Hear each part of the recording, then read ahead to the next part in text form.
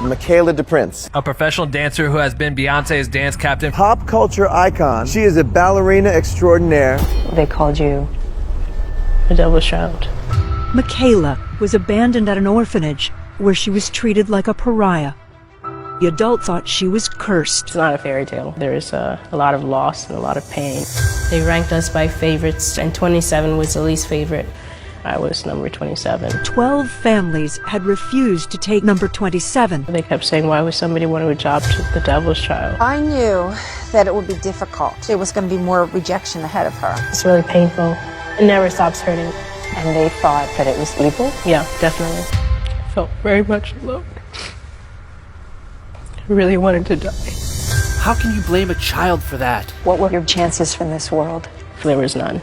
The only way I could survive was to prove everybody wrong. And I needed to find something to give me hope, to help me to continue to fight. But that hope was smashed by unimaginable horror. She was about to endure something so tragic that the memory is still scalding. But how did it all begin? Why did they call you the devil's child? I don't remember the faces of my biological mom and father. I can see their figures, but I don't even remember what they look like. They were the only people who believed in me because of my vitiligo, a skin condition that caused patches of my skin to turn white. And in my village, because of this, they thought that I was the devil's child. I was so angry at the rebels for killing my father. My mom, she just didn't know what to do, so she ended up giving me most of the food, and she ended up starving to death. I was 3 years old. In the orphanage, we were taken care of by aunties, but these aunties had their favorites. Number 1 got the biggest portion of food and the first choice of clothes. Number 27 got the smallest portion of food and the last choice of clothes. I was number 27. Every day in the orphanage, I was starving. I've never felt so alone before. I remember they told me who would want to adopt the devil's child. And one day, the big wind threw a magazine right onto the gate at the orphanage. I reached out and I grabbed it. And I saw something. This amazing creature, this person I've never seen before. She was on her tippy toes and in this beautiful pink costume. She had never seen anything like that before and wanted to know more about the woman from the picture. She showed it to a beloved teacher. And she explained to me she was a ballerina dancing ballet. And that's what I wanted to be, ballerina. And it was not just the fact that she's a ballerina, it's that she looks happy. And I wanted to be happy. I'd always go on my tippy toes every day and practice just like the ballerina. I thought maybe one day, with everything going so well, I finally had somebody who cared about me. Maybe one day I could be this ballerina. Teacher Sarah cared about me so much, and she knew how important it was for me to get a good education, so she would always give me extra lessons. After a few extra lessons with Teacher Sarah, we started walking towards the orphanage gate. Me, of course, talking about that ballerina and how I couldn't wait to be her.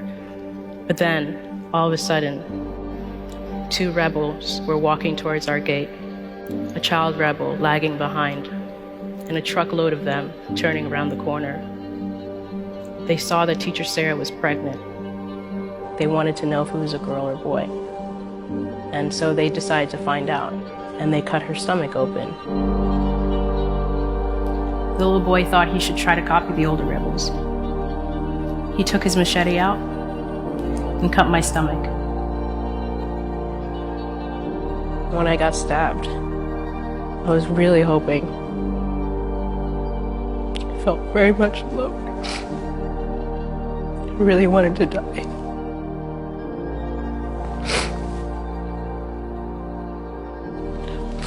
I didn't see the point. I didn't think I would have anything good. This is when I realized it was much easier to not care about anybody because they always die and leave me. At the same time, more than 5,000 miles away, Elaine DePrince was struggling with her own void, an equally unimaginable one, the loss of her children. I had 3 little boys, and when the AIDS epidemic began, they contracted HIV. Michael died at the age of 15. My son Cubby died at the age of 11. Elaine was heartbroken, but she wasn't going to let that stop her from living and loving. And I got a call from the adoption agency. The orphanage warned Elaine that 12 families had rejected number 27 because of her skin condition. I said, well, we'll take her. She was standing there with her arms folded, really angry. I think she just thought there was going to be more rejection ahead of her. Of course, I really had mixed feelings about this because I desperately, desperately wanted somebody to love me for who I am. But at the same time, what happens to people I care about? They die and leave me. But then I saw her. She was wearing bright red sneakers, and she must have been running her fingers through her blonde short hair because it stuck out like the ray of the sun. She didn't speak English, so I tried to ask her what she wanted, and she intuitively understood what I was asking, and she stood on her tippy toes, her little naked toes, in the middle of the floor, put her hands above her head, and walked on her toes. Next thing I know, she ran into the bathroom and came running back with a magazine photo of a ballerina on point. And she understood, and she said, "You will dance." Going to a place where all of a sudden everybody loves you, you're wondering why. But I thought I was this monster. Why would you love me? Because I look horrible. I thought I looked like a monster. Once we were in the United States, my American mother kept her promise and drove me to my very first ballet class. I remember my first show. I was terrified because I thought, okay, well, if people can see my spots, that meant I could not become the ballerina I wanted to be. So I asked my mom, can you make sure, if you see it, let me know. And I said, no, not really. They look like pixie dust. And she says, oh, good. Now I can be a professional ballerina. I had such a big family, and I was surrounded by so many people who didn't care about what I looked like. They just cared about the fact that, I was part of their family. Just the fact that I was able to be myself, it was such an amazing feeling to feel like you were free. My parents were able to convince me that even though the people I love may die, their love will always stay with me.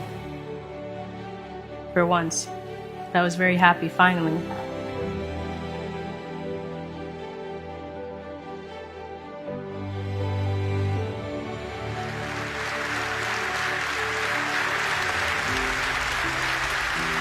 Is there anything that you would want to say to Michaela's birth parents, if you could? I think I would like her mother to know that she has made something of herself. She saw her child as looked down upon.